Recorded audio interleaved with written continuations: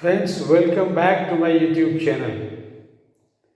Today, I am going to present before you a very important topic, and this is the latest one. Reserve Bank of India only yesterday has announced the names of domestic systemically important banks.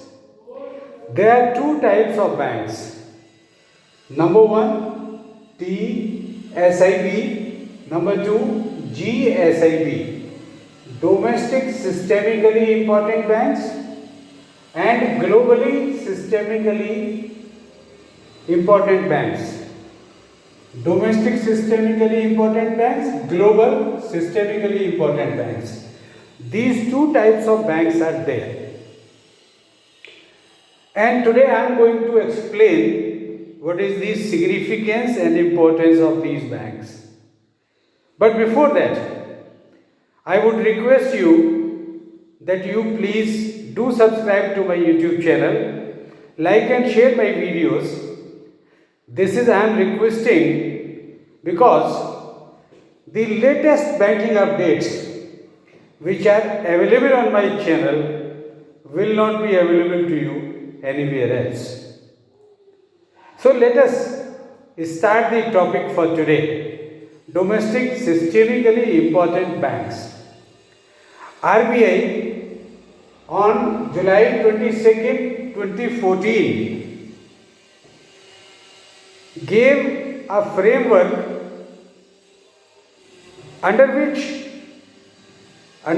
the RBI was required to disclose the names of domestic systemically important banks, and this they started from 2015 they in compliance with the requirement of RBI's issued framework.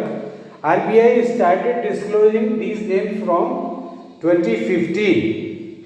Initially, SBI and ICICI banks were identified by RBI as per the data analyzed as on March 31st, 2014. These two banks were identified as DSIB, yani domestic systemically important banks. And these two banks, the names were disclosed in compliance with the provision of that framework issued by the controller. In 2017, HDFC Bank was also included, again as per the data collected and analyzed as on 31st March 2017.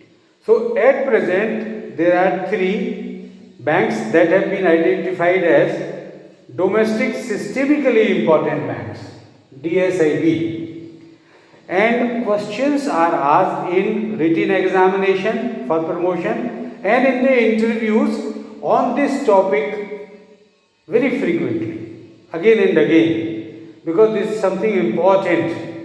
As per the SBI framework, SBI has not only to disclose the names of these DSIBs, they have also to put them in an appropriate bucket. And what is that appropriate bucket? It depends on the systemic importance score of that particular bank, and as per that scores, the ICICI Bank and HDFC Bank as on 2nd of January 2023, only yesterday RBI has issued this press release. According to that, HDFC and ICICI banks have been put in bucket number 1. There are in all 5 buckets. SBI has been put in bucket number 3. Now we have to understand what is the significance of these buckets and the systemic importance score.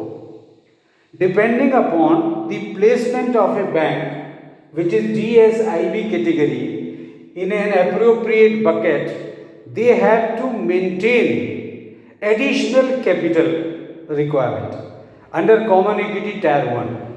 Here I would like to share with you that under Basel III norms, every bank has to maintain total capital as per the regulations of RBI.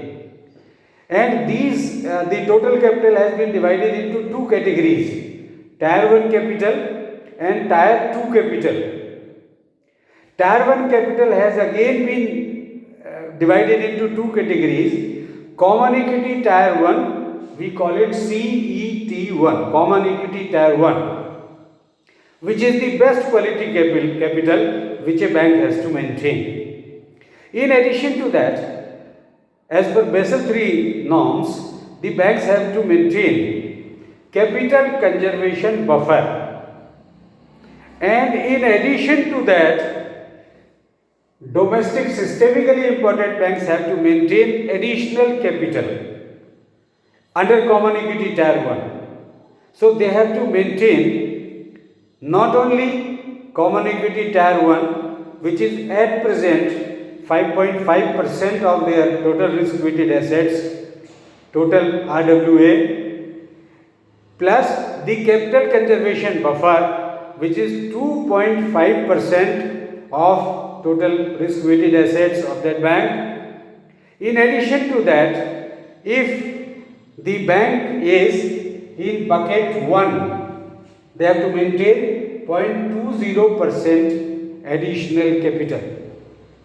And if you are in bucket 2, you have to maintain 0.40% additional capital.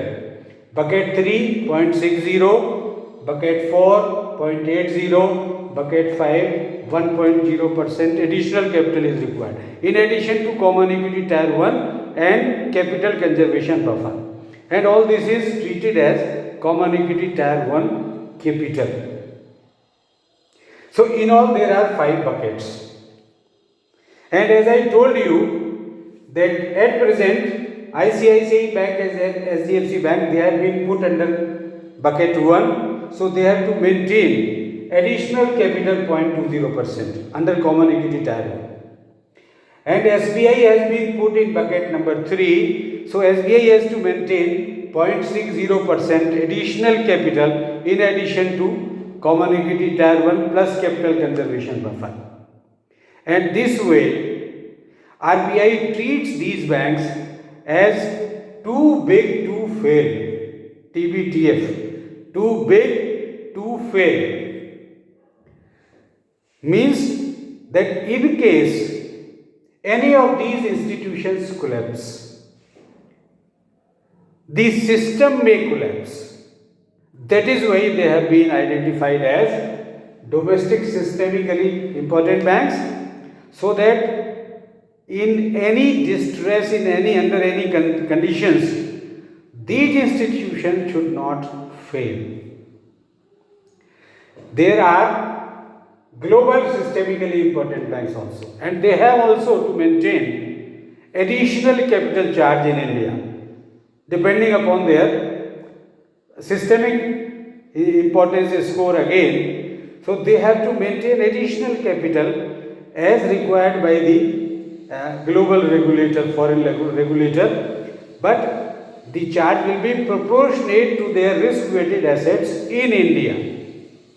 As the DSIBs have to maintain, GSIBs also have to maintain, if they are operating through branches in India, additional capital charge proportionate to their risk-weighted assets in India as prescribed by the foreign regulator.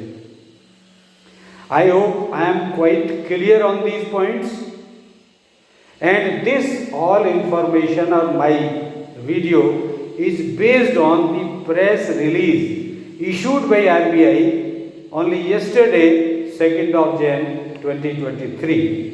You may refer to that for further details. With these words, I thank you very much and conclude my video. Please do subscribe to my channel and like and share my videos and send me your beautiful comments also. Thank you very much.